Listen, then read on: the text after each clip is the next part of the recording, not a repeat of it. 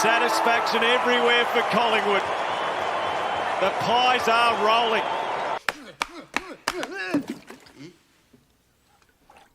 Stop looking at me, Swan. Up the pie! All about birds on Friday night at the Adelaide Oval for gather round as Collingwood defeated the Sydney Swans 16-13, 109 to 12-6, 78. 31-point win. Strangely, our third biggest win at the venue, an equal fifth biggest win in all of South Australia in Collingwood's entire history. It's Collingwood's 10th win in a row at the Adelaide Oval, and more importantly, it's Collingwood's 4th win in a row for 2025 as we continue to navigate through this tricky fixture to start our season. We're more entrenched inside the top 8 at the moment. Had Tim Membry kicked that set shot after the siren, had we not conceded a late goal as well, we'd be waking up Saturday at Collingwood provisionally on top of the ladder, but that remains to be a carrot for us to chase down later in the season. This was a very good, very professional victory by Collingwood. One of those rare wins where very little frustrations occurred, very little outburst, regardless of how many errors we made during the game. To be fair, though, I was on the hard solos Friday night, so I was a bit tame for this one. Just a very good, clean victory again for Collingwood. No scrapping, no fighting to the death, no heart attacks or anything like that. Question, however, coming out of this game for me is Ned Long the greatest footballer of all time? Because talk about a legacy game. Talk about announcing yourself. Talk about telling the coach, fuck you, I'm never wearing the sub vest again. 29 disposals, 17 contested possessions, 9 clearances, 6 tackles, 10 score involvements, 7 inside 50 entries, and a cheeky contested mark as well. I think what I loved about Ned Long's game was he not only matched it with the Heenies and the Chads of Sydney, but he's still a raw, untried midfielder. Very good link in the chain, very good handball operator type midfielder.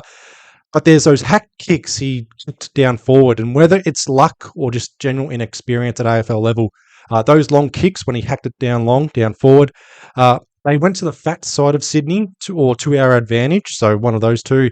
What I mean by that is, had Sydney recovered the ball by turnover or anything like that, they didn't intercept it cleanly or anything like that. But if he hacks it down long and Sydney get onto it, ground ball get down back, that Ned Long kick has pushed Sydney to the fat side, wider side, which meant that Sydney had to work extra hard to get it back inside the corridor. I don't think Ned Long's going to produce a better game in 2025 or produce any of those numbers that I've displayed on the screen here. But I do think that Ned Long can be a mainstay in Collingwood's midfield. We've lacked that proper contested possession bull since Tom Mitchell's injury and, to a lesser extent, Jordan DeGoey. We've had Harry Perryman play the utility role, so he hasn't been playing the natural game, Harry Perryman, or the midfield role that we needed from Harry Perryman because of the injuries and also Dan Houston's suspension so far. For Ned Long, I think we've found that contested bull for the short term. Thankfully, we have extended Ned Long's contract to the end of 2027. Just on this game in general, I did mention just before about Sydney and the corridor use. First 10 minutes of this game, we gave Sydney free rein to play their natural game, which wasn't ideal to watch from a Collingwood perspective. Sydney got the jump on us early on, 3 unanswered goals. They did that again late in the second quarter to keep themselves alive in the game. In the first quarter, though, Sydney won the outside game, uncontested possessions. They converted their chances as well. Collingwood, however, we dominated the contested possessions. Full-time stats will show Collingwood won the contested possessions by plus 10. That was set up by Collingwood in the first quarter alone. Collingwood led the contested possessions at quarter time by plus 14. Can you believe that? By quarter time, though, still a stalemate, up by 2 points at quarter time. Pies again dominating the inside possessions, contested possessions. Sydney dominating the outside possessions or the uncontested possessions. So something had to shift, something had to change from either side in the second quarter. Second quarter, Collingwood dominated the outside game. Sydney dominated the inside game. But the key tactical difference in the second quarter, which translated into the second half as well, and it just goes to show how good of a coach Craig McRae is, and also our experienced players as well, is Sydney's lack of corridor use from the second quarter onwards, making Sydney think twice, making them second guess themselves as well. Yes, someone like Riley Bias, who's an unheralded Charlie Horsewater type at Sydney right now from Werribee, but making him try to play more daring with his kicks. He's a good player, good kick, good use of the ball as well. Still had a good game, Riley Bias, but the way we structured up defensively and zoning as well made guys like Riley Bias, Blakey, Matt Roberts second-guess themselves down back. Dane Rampy as well, second-guessing himself as well, not allowing Sydney's general defenders to play their natural game. And speaking of playing a natural game, bringing someone in like Billy Frampton and also having Jeremy Howe play lockdown, holding down the fort down back as well for Collingwood, it's allowed Darcy Moore to play his natural game a lot more in 2025, and it's a thing of beauty to watch. Starting to recapture that 2023 form. His direct opponent in the first half was Joel Amati. He was subbed off with a hamstring injury. We are wishing a speedy recovery as well for him. He's got a history of hamstring issues as well, Joel Amati, so wishing him well there in his recovery there. But just on Darcy Moore, whether it was against McLean in the second half or eventually Tom McCartan in the final quarter, Darcy Moore, he stood firm. And I think 12 goals, 678 for Sydney here. It was reward for Sydney for converting their set shots. I think there was 7 goals straight from their set shots. There was that Braden Campbell miss the three-quarter time, running off his line. But for Collingwood as well, just being very disciplined after quarter time and just setting up their zone defensively and not allowing Sydney to use the corridor since quarter time. Well, one stat that stood out to me, and I had to sleep on this to make sure this wasn't an error by Champion Data, the Sydney Swans only took 1 contested mark for the entire game. So that means Ned Long and Billy Frampton can say with full confidence that they took just as many contested marks in the game of footy compared to the entire team they played against. Aerial dominance by Collingwood across the ground, down back, up forward. There was a passage of play as well in the third quarter, and I saw this with my own eyes. You can go back and rewatch the full replay.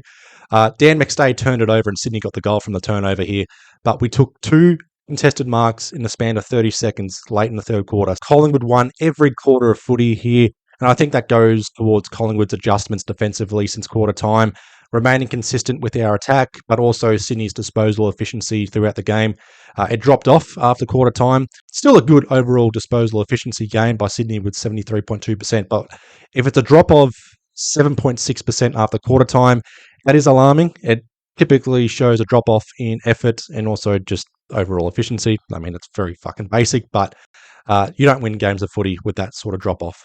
I mentioned Ned Long's game, but another obvious mention in the midfield was Nick Dacos. He had 34 disposals, 15 contested possessions, 9 tackles, 9 clearances, 7 score involvements, and 5 inside 50 entries.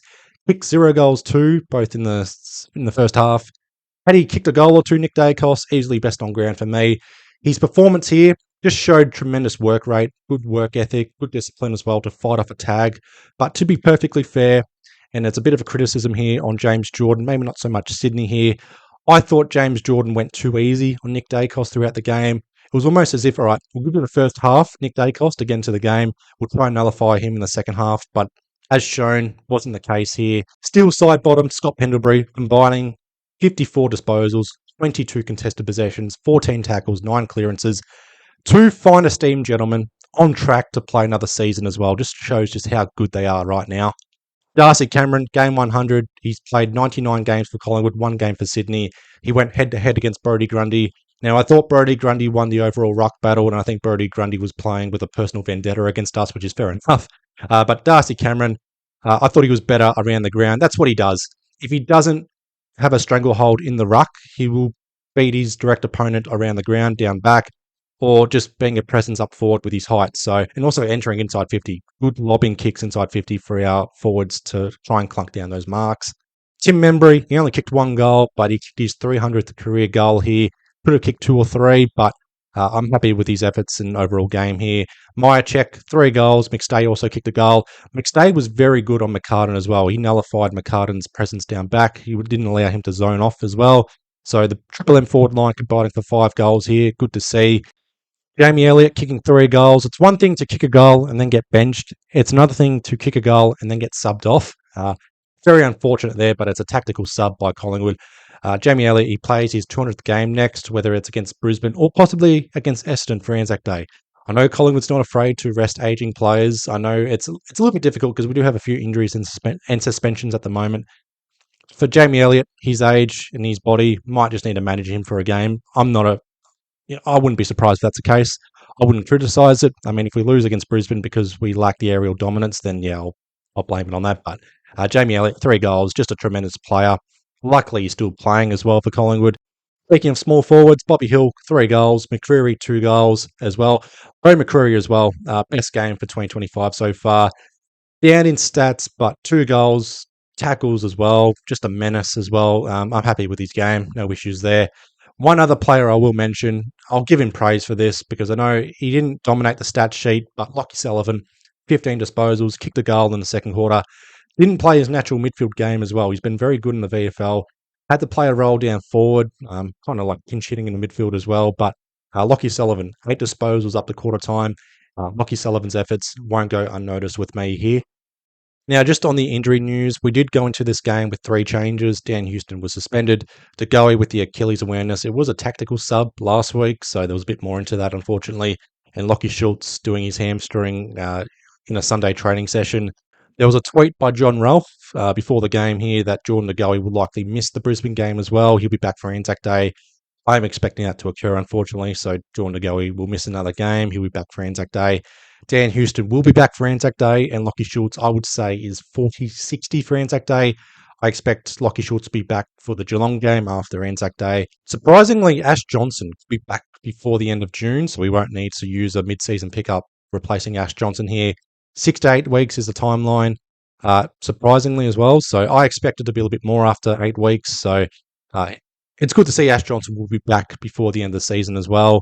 And Tom Mitchell and Harvey Harrison, hopefully we get something of an update, some sort of update or a timeline on their return as well. If I sound weird, I do apologise. I've got a kangaroo sore on my fucking tongue. So, suffering fuck at that. Thank you all for listening. I'm hoping to have the camera on and the background stuff sorted by the end of April as well. So you should expect a face to the name of Nate Talks Pies. In the meantime, I'm going to recover. Be well, stay safe. Magpies out.